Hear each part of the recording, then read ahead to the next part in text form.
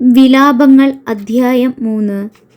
അവിടുത്തെ ക്രോധത്തിൻ്റെ ദണ്ഡനം അനുഭവിച്ചറിഞ്ഞവനാണ് ഞാൻ. പ്രകാശത്തിലേക്കല്ല, കൂരിരുട്ടിലേക്കാണ് അവിടുന്ന് എന്നെ തള്ളിവിട്ടത്.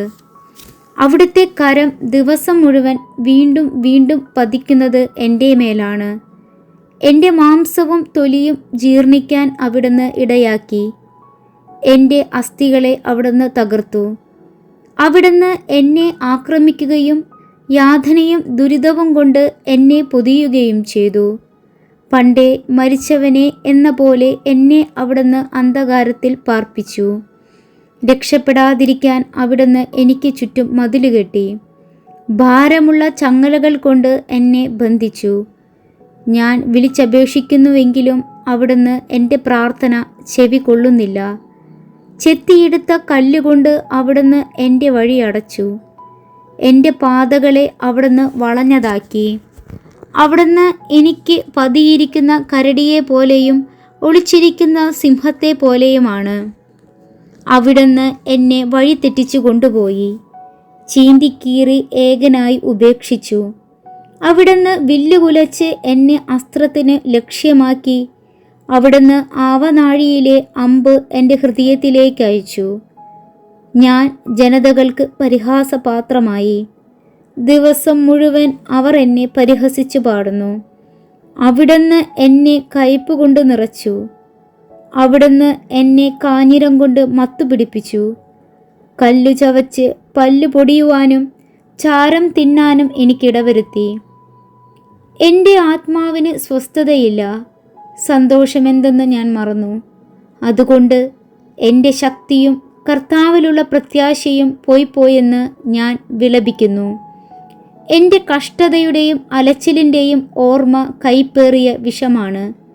അതിനെപ്പറ്റി നിരന്തരം ചിന്തിച്ച് എൻ്റെ മനം തകരുന്നു. എന്നാൽ ഞാൻ ഒരു കാര്യം ഓർമ്മിക്കുന്നു. അത് എനിക്ക് പ്രത്യാശ തരുന്നു. കർത്താവിൻ്റെ സ്നേഹം ഒരിക്കലും അസ്തമിക്കുന്നില്ല. അവിടുത്തെ കാരുണ്യം അവസാനിക്കുന്നില്ല. ഓരോ പ്രഭാതത്തിലും അത് പുതിയതാണ്. അവിടുത്തെ വിശ്വസ്തത ഉന്നതമാണ്. കർത്താവാണ് എൻ്റെ ഓഹരി. അവിടുന്നാണ് എൻ്റെ പ്രത്യാശ എന്ന് ഞാൻ പറയുന്നു. തന്നെ കാത്തിരിക്കുന്നവർക്കും തന്നെ തേടുന്നവർക്കും കർത്താവ് നല്ലവനാണ്. കർത്താവിൻ്റെ രക്ഷയെ ശാന്തമായി കാത്തിരിക്കുന്നത് ഉത്തമം. യൗവനത്തിൽ നുകം വഹിക്കുന്നത് മനുഷ്യന് നല്ലതാണ്. അവിടുന്ന് അത് അവൻ്റെ മേൽ വയ്ക്കുമ്പോൾ അവൻ ഏകനായി മൗനമായി ഇരിക്കട്ടെ. അവൻ മുഖം മണ്ണിൽ പൂഴ്ത്തട്ടെ. ഇനിയും പ്രത്യാശയ്ക്ക് വകയുണ്ട്. അവൻ്റെ കവിൾത്തടം തല്ല് ഏറ്റുവാങ്ങട്ടെ. നിന്ദനം കൊണ്ട് അവൻ നിറയട്ടെ. എന്തെന്നാൽ കർത്താവ് എന്നേക്കുമായി ഉപേക്ഷിക്കുകയില്ല. അവിടുന്ന് വേദനിപ്പിച്ചാലും തൻ്റെ കാരുണ്യാതിരേകത്തിന് അനുസൃതമായി ദയ കാണിക്കും. അവിടുന്ന് ഒരിക്കലും മനഃപൂർവ്വം മനുഷ്യമക്കളെ പീഡിപ്പിക്കുകയോ ദുഃഖിപ്പിക്കുകയോ ചെയ്യുന്നില്ല. തടവുകാരെ ചവിട്ടി മെതിക്കുന്നതും അത്യുന്നതൻ്റെ സന്നിധിയിൽ മനുഷ്യൻ്റെ അവകാശത്തെ തകിടം മറിക്കുന്നതും മനുഷ്യനെ നീതി നിഷേധിക്കുന്നതും കർത്താവ് അംഗീകരിക്കുന്നില്ല. കൽപ്പന കൊണ്ട് മാത്രം കാര്യം നടപ്പിലാക്കാൻ ആർക്ക് കഴിയും? കർത്താവിനല്ലാതെ ആർക്ക്? അത്യുന്നതൻ്റെ അധരത്തിൽ നിന്നല്ലേ നന്മയും തിന്മയും വരുന്നത്. മനുഷ്യൻ വെറും മർത്യൻ. ജീവിക്കുന്നിടത്തോളം കാലം തൻ്റെ പാപത്തിന് കിട്ടിയ ശിക്ഷയെപ്പറ്റി എന്തിനു പരാതിപ്പെടുന്നു? നമുക്ക് നമ്മുടെ വഴികൾ സൂക്ഷ്മമായി പരിശോധിക്കുകയും കർത്താവിങ്കിലേക്ക് തിരിയുകയും ചെയ്യാം. നമുക്ക് നമ്മുടെ ഹൃദയവും കരങ്ങളും സ്വർഗസ്ഥനായ ദൈവത്തിങ്കിലേക്ക് ഉയർത്താം.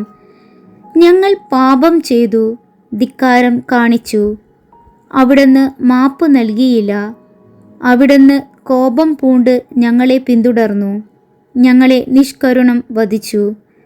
ഒരു പ്രാർത്ഥനയും കടന്നു ചെല്ലാനാവാത്ത വിധം അവിടുന്ന് മേഘം കൊണ്ട് ആവൃതനായി. ജനതകളുടെ ഇടയിൽ ഞങ്ങളെ അവിടുന്ന് ചപ്പും ചവറുമാക്കി. ഞങ്ങളുടെ ശത്രുക്കൾ ഞങ്ങൾക്കെതിരെ വായ് പിളർന്നു. സംഭ്രാന്തിയും കെണിയും ഞങ്ങളുടെ മേൽ പതിച്ചു. വിനാശവും ശൂന്യതയും ഞങ്ങളെ ഗ്രസിച്ചു.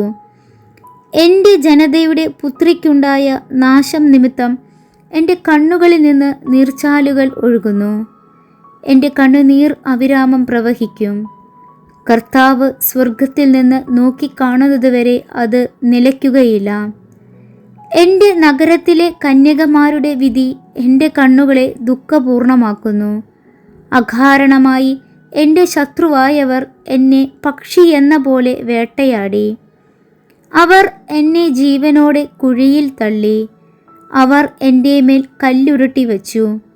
വെള്ളം എന്നെ മൂടി. ഞാൻ നശിച്ചു എന്ന് ഞാൻ പറഞ്ഞു. കുഴിയുടെ അടിയിൽ നിന്ന് കർത്താവെ, ഞാൻ അങ്ങയുടെ നാമം വിളിച്ചപേക്ഷിച്ചു. സഹായത്തിനായുള്ള എൻ്റെ നിലവിളിക്കെതിരെ അവിടുത്തെ ചെവി അടയ്ക്കരുതേ എന്ന എൻ്റെ യാചന അവിടുന്ന് കേട്ടു. ഞാൻ വിളിച്ചപ്പോൾ അവിടുന്ന് അടുത്തു വന്നു. ഭയപ്പെടേണ്ട എന്ന് അവിടുന്ന് പറഞ്ഞു. കർത്താവെ, അവിടുന്ന് എനിക്ക് വേണ്ടി ന്യായവാദം നടത്തി. അവിടുന്ന് എൻ്റെ ജീവനെ രക്ഷിച്ചു. കർത്താവെ, എനിക്കേറ്റ ദ്രോഹം അവിടുന്ന് കണ്ടു. എനിക്ക് വേണ്ടി നീതി നടത്തണമേ. അവരുടെ പ്രതികാരവും അവർ എനിക്ക് വേണ്ടി വെച്ച കെണികളും അവിടുന്ന് കണ്ടു. കർത്താവെ, അവരുടെ നിന്ദനങ്ങളും ദുരാലോചനകളും അവിടുന്ന് കേട്ടു.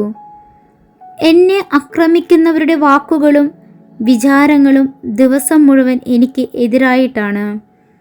അവരുടെ ഇരിപ്പും നിൽപ്പും അവിടുന്ന് കാണണമേ. ഞാനാണ് അവരുടെ പരിഹാസഗാനങ്ങളുടെ വിഷയം. കർത്താവെ, അവരുടെ പ്രവൃത്തികൾക്ക് തക്ക പ്രതിഫലം നൽകണമേ. അവരുടെ ഹൃദയത്തെ മരവിപ്പിക്കണമേ. അവിടുത്തെ ശാപം അവരുടെ മേൽ പതിക്കട്ടെ. കർത്താവെ, കോപത്തോടെ അവരെ പിന്തുടർന്ന് അവിടുത്തെ ആകാശത്തിൻ കീഴിൽ നിന്ന് അവരെ നശിപ്പിക്കണമേ.